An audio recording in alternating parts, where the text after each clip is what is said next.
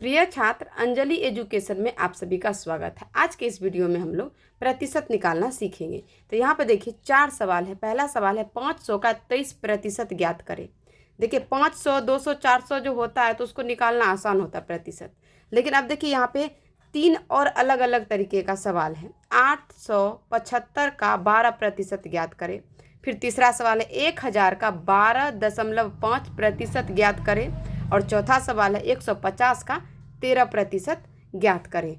तो चलिए वीडियो को बनाते हैं और सवाल बनाते हैं, और आप वीडियो अच्छे से देखिए। अगर वीडियो आपको अच्छी लगती है तो वीडियो को लाइक ज़रूर करें। तो सवाल शुरू करते हैं। पहला सवाल है हमारा 500 का 23% ज्ञात करें। सवाल बनाना शुरू करते हैं।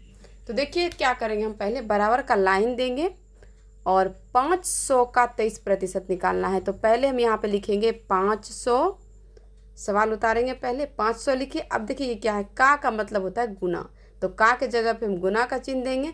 फिर 23% है तो हम क्या करेंगे, पहले 23 लिखेंगे और प्रतिशत का मतलब होता है 100। तो यहाँ पे बटे का लाइन खींच के प्रतिशत के बदले 100, यानी कि प्रतिशत का मतलब होता है 100। तो हम यहाँ पे 100 लिख दिए, 23/100। अब देखिए यहाँ पे ये कट रहा है तो कटा देंगे इसे, 2 जीरो से यहाँ पे 2 जीरो कटा दिए।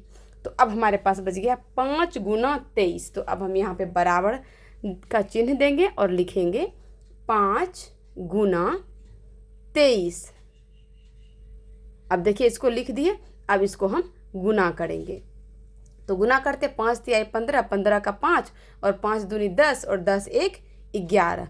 तो ये इसका आंसर हो गया 115। 500 का 23% ज्ञात किए तो 115 हमारा आंसर निकला। तो इसी तरह प्रतिशत निकालते हैं। तो ये तो देखिए बिल्कुल आसान लगा होगा आप लोग को। अब अगला सवाल है, अगला सवाल बनाते हैं। 150 का 13% ज्ञात करें। 150 का ठीक उसी तरह प्रोसेस करेंगे। 150 लिखेंगे, बराबर का चिन्ह देखिए, 150 लिखे, फिर का मतलब गुना। अब यहाँ पे क्या है 13%, तो 13 लिखेंगे और बटे का लाइन खींच के प्रतिशत का मतलब होता है 100। तो हम यहाँ पे लिखेंगे 100। अब देखिए यहाँ भी हमें कटाना है। तो यहाँ पे देखिए 1 जीरो से ही 1 जीरो कटेगा। यहाँ पे देखिए 1 जीरो से ये 1 जीरो कटा दिए। अब हमारे पास बच गया 15 गुना 13/10। तो अब हम इसको लिखते हैं, फिर बराबर का चिन्ह देंगे और फिर लिखेंगे 15 गुना 13। 15 गुना 13 और बटे का लाइन देके 10 लिखेंगे। 10 बचा हुआ है तो बटे का लाइन देके 10 लिखेंगे। अब देखिए क्या करेंगे, इसको गुना करके हम पहले लिख लेते हैं। तो गुना करके हम लिखेंगे इसको। गुना करने के बाद हमारा आंसर आएगा 195/10। बटे का मतलब होता है भाग, तो हम 195 में 10 से भाग देंगे तो हमारा आंसर होगा 19.5। आप भाग दे करके भी देख सकते हैं। 19.5 बटे का मतलब होता है भाग। तो ये सवाल हमारा बन गया। 150 का 13% ज्ञात किए तो आंसर आया 19.5। अब तीसरा सवाल बनाएंगे। 875 का 12% ज्ञात करें। तो फिर उसी तरह इसको भी बनाएंगे। तो पहले बराबर का चिन्ह देते हैं, लिखेंगे 875। 875 का मतलब होता है गुना, तो हम यहाँ पे गुना का चिन्ह देंगे। 12% तो 12 बटे में देंगे 100।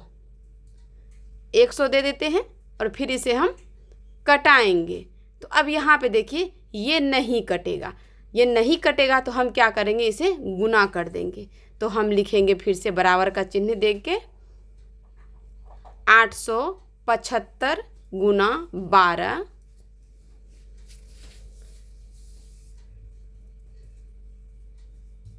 तो इसको हम गुना किए तो हमारा आंसर आया 10,500। 800 गुना 12 किए तो आंसर आया 10,500 और बटे में लिखेंगे 100। तो यहाँ पे देखिए अब ये कट रहा है, 2 जीरो से 2 जीरो कट गया, हमारे पास बच गया 105। तो यही इसका आंसर हो जाएगा 105।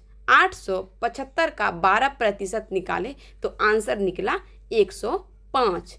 तो ये तीसरा सवाल था। अब चौथा सवाल बनाएंगे।